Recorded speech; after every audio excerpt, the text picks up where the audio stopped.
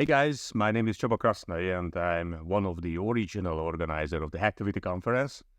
As you might know, in 2003, the Hacktivity was started in Tatabánya. I joined to the organizers group in 2004 during the first Budapest conference and was one of the major organizers until 2010. So I know a lot about the first years of the Hacktivity conference. And as I got some very interesting questions from the actual organizers, let me share some thoughts and some memories from the first few years. So let's start with the first question. Can you tell us about the journey of Hacktivity over the past 20 years and how it has evolved to address the changing landscape of cybersecurity?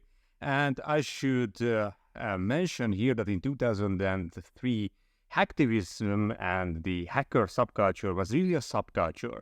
So only a few dozen people appeared on the first Hacktivity conference in 2003.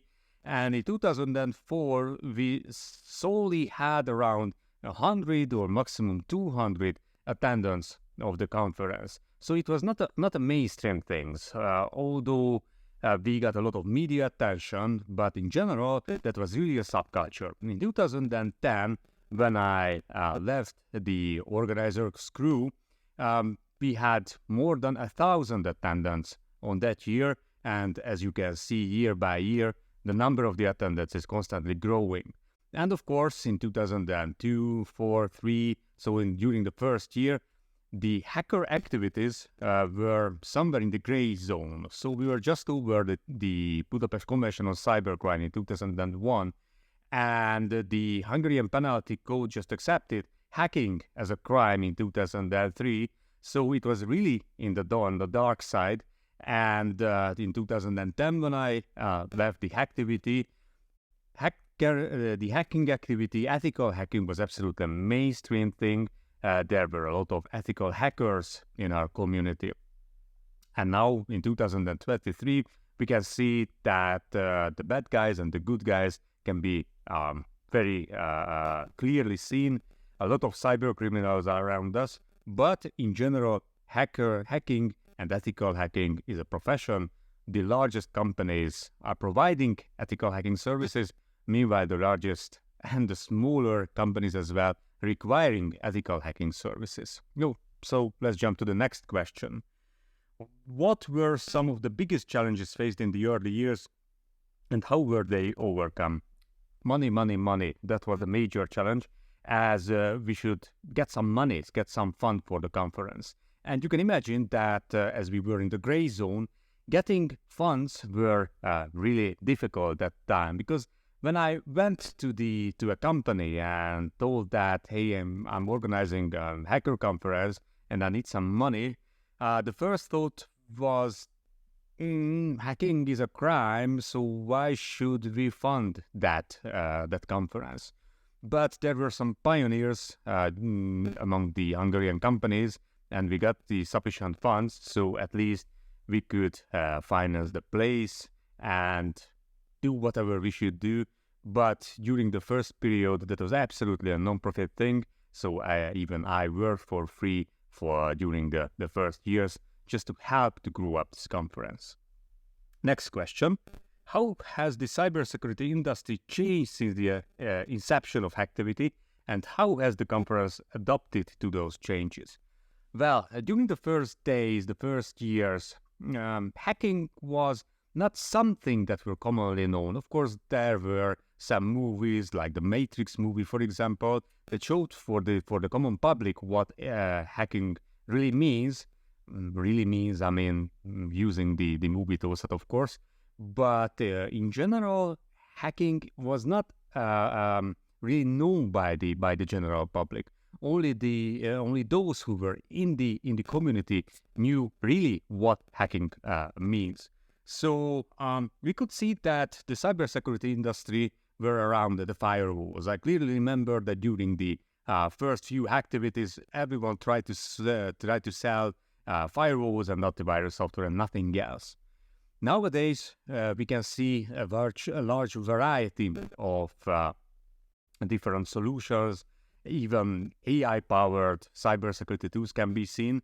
But yeah, during the original days, we couldn't really talk about cybersecurity companies. We could talk antivirus companies and firewall companies. And nowadays, myriad of cybersecurity industry players can be seen.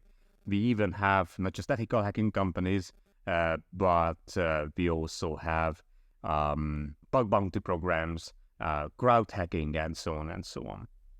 Next question. Looking back at the past 20 years, what were some of the most memorable moments or keynote speakers that have made a significant impact on the conference? My favorite, my personal favorite among the keynote speakers was Bruce Schneier, because I grew up on the books of Bruce, and for me personally, that was a huge success to meet with Bruce personally.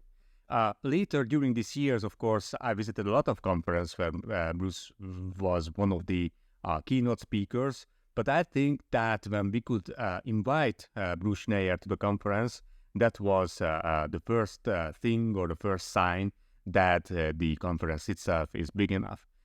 And the second question of memorable moments, my favorite moments, and I think that this is absolutely the favorite moments for those who were there, that has happened in 2007, because just right after the official part of the conference, we closed the doors.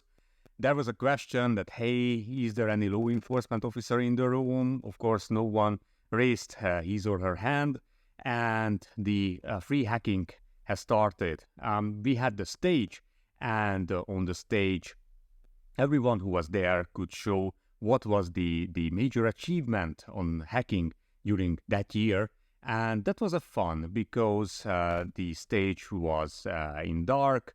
We had a DJ with great music, and we could see on the screen in totally dark.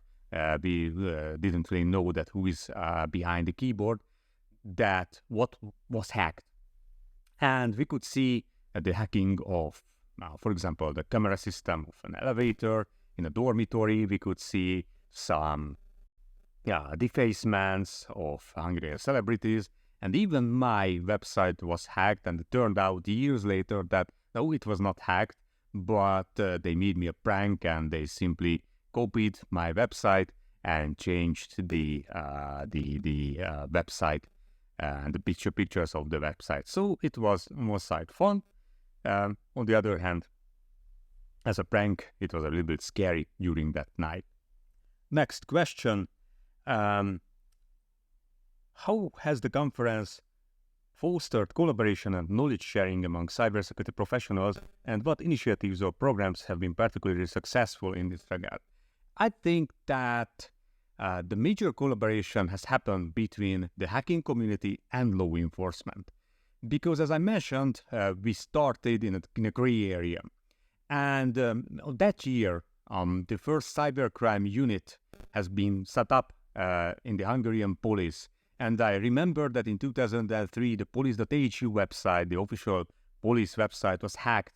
And the media, there was a huge media hype that this hacker conference participants has hacked the police.hu, and the hackers are bad. So in the next year, in 2004, the first commander of the cybercrime unit was invited, Tibor Peszlag, and we had a great conversation on stage.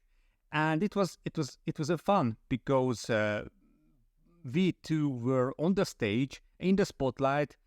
We couldn't see anything, and we got a lot of very, very tough questions from the audience, from the young hackers who were in the dark. We literally couldn't see anything. So yeah, that was, I think, a beginning of something. And nowadays, we can see that the law enforcement and the hacker community has some kind of a conversation, at least.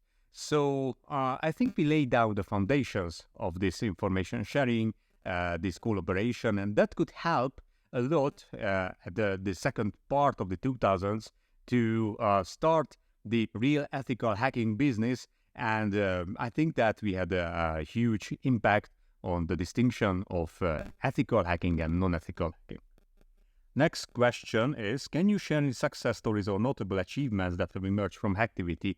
Yes, of course. What I see is the guys who are in their late 30s, early 40s, and now they are leading the ethical hacking teams or larger or smaller companies, but in general, those who are really notable ethical hackers in our country, I would say all of them have started their speaker career at the Hacktivity conference.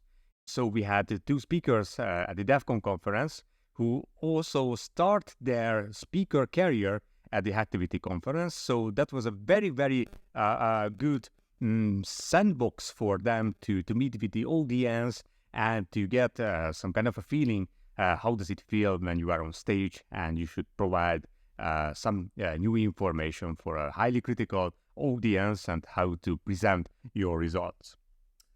And the last question here, looking ahead to the next 20 years, what are your aspirations for Hacktivity and how do you envision it continuing to make positive impact on the industry? Well, now I'm retired from Hacktivity, so I'm really proud that I have a gold membership, let's say. So year by year, I get an invitation from the organizers, and I'm also the academic ambassador of Hacktivity, the Hacktivity conference. That means that the organizers are very keen to invite me personally to the conference, and I'm very happy to share the invitations to the Hungarian academic sphere, to the universities, the invitation for the students. So the Hacktivity can be a very good starting point for everyone who want to be involved in the cybersecurity profession. And I think that in the near future, the organizers and the conference itself can be more ambitious. For example, now I would say that we are one of the largest conferences in the Central European region, but why shouldn't we grow more and invite more and much higher qualified presenters as a keynote speaker? So I think that the Hacktivity conference as the largest hacker conference, ethical hacking conference in the Central European region is a huge achievement. So move on and go ahead, guys. Cheers. And I'm really proud of you. You did great things. And those who are watching this video, I just want to tell you that I'm very happy that you are part of the Hacktivity community and stay with us, stay with the conference in the forthcoming next 20 years as well.